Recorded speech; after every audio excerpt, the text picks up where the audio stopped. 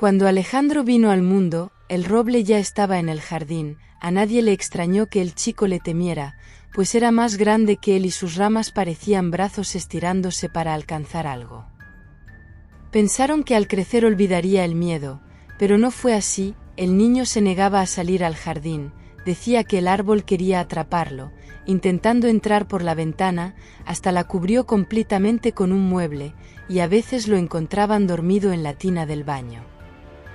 Nadie pudo creerle su historia, así que él simplemente se dedicó a fingir que todo estaba bien. Como el chico no se quejaba más, todos dieron por olvidado el asunto, hasta que el pequeño desapareció. La ventana estaba rota, había algunas hojas del roble en el suelo, y señales de arrastre por el patio, las cuales llegaban también hasta el árbol. Aún así, nadie quiso mencionar la relación evidente. Declararon al chico como perdido iniciando el protocolo policíaco para su búsqueda, pero esta no obtuvo ningún resultado positivo. Con el paso de los días, solo la madre reconoció que su hijo no estaba mintiendo, las pruebas hablaban por sí solas, incluso había pasado tanto tiempo mirando con desconfianza al roble, que vio a las ramas cambiar de posición más de una vez. Así que tomó un hacha, y fue a darle fuerte al tronco. Por su herida brotó sangre, las ramas se extendieron asustadas y la mujer golpeó con más fuerza, pero poco podía hacer para derribar al gran roble.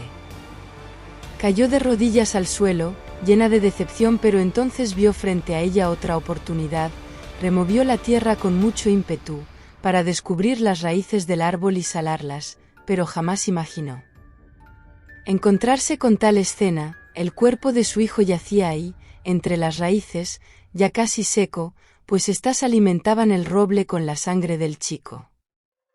Esto había sucedido por muchos años, porque aparte se encontraron 14 cuerpos más, justo igual al número de ramas que el árbol tenía. En la tormenta. Así era el tío Gerardo. Cada que nos juntamos en el rancho de la familia, se ponía a platicar de todas las anécdotas que tenía y que nos compartía a todos los sobrinos, pero ese día no contó las andanzas sino un cuento de terror en la tormenta, de unos años atrás, y de la que solo se supo, habían desaparecido muchas personas.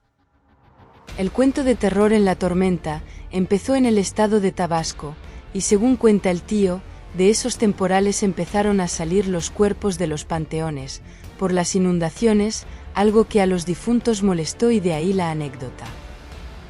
El pueblo de Tapijulapa, Tabasco, se encuentra a solo unos cuantos kilómetros de la capital. Siempre se escucharon rumores que en el panteón principal, los muertos salían de sus tumbas, pero con el temporal todo cambió, ahora se veían rondar por los caminos, lo que a la comunidad del pueblo asustó. Ya no eran historias o mitos. Las personas los veían vagar por los caminos, como si deambularan en busca de algo.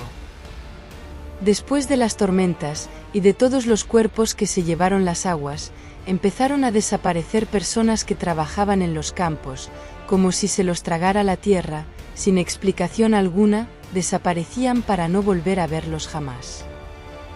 La minería es una de las actividades más antiguas que ha desarrollado el hombre desde hace siglos, ya que la extracción de piedras preciosas siempre ha interesado a miles de personas. Hoy les voy a contar una historia de terror que sucedió en un pequeño pueblo hace no mucho tiempo. Resulta que en aquel lugar había una gran mina de diamantes, solo que nadie se atrevía a acercarse siquiera un poco a ella. La razón era porque aseguraban que en su interior vivía una bruja. Nelson creía que todo esto eran supercherías y un día se animó a llevar a cabo una inspección por sí solo, con el fin de demostrarles a los demás que estaban completamente equivocados.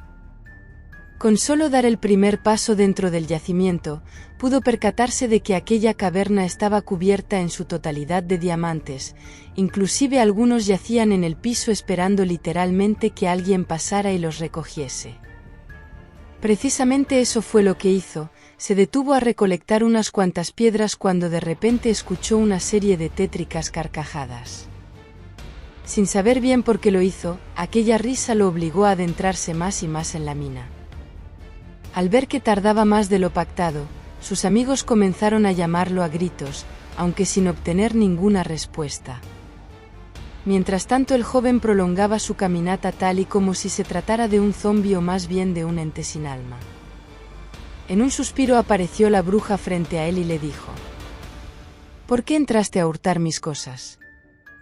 Yo no he tomado nada que no sea mío», replicó el joven sin inmutarse. «Por supuesto que sí, en esa mochila llevas varios de mis diamantes. Ahora pagarás por tu osadía». Y diciendo esto, la bruja levantó una de sus huesudas manos, señaló al muchacho y lanzó un conjuro. La piel y la carne de Nelson se fueron carcomiendo lentamente, no sin antes dejar tras de sí una serie de alaridos que brotaban de la boca de aquel hombre. Acto seguido, sus huesos fueron convertidos en diamantes.